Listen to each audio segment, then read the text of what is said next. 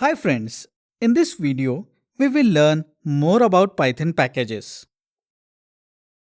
A collection of modules which can work together to provide a common functionality is known as a package. These modules are present in a folder along with the init.py file which tells the Python interpreter that this folder is a package. A package can also contain subfolders or sub-packages, each containing their respective init.py files. Let us take an example of a package called restaurant. A possible structure of this package is as follows.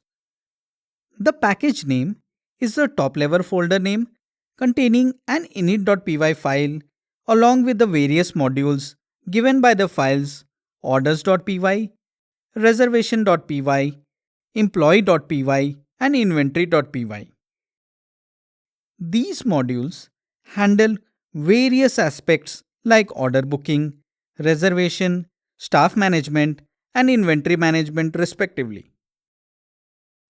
A package is simply a directory containing subpackages and modules. But when this package or a collection of packages are made available for others to use using services like the Python package index, it is known as a library.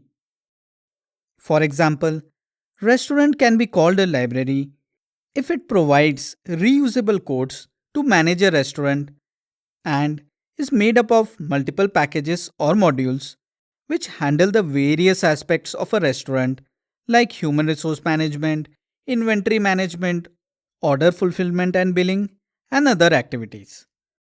But you should note that this definition is not strict and often the terms package and library are used interchangeably.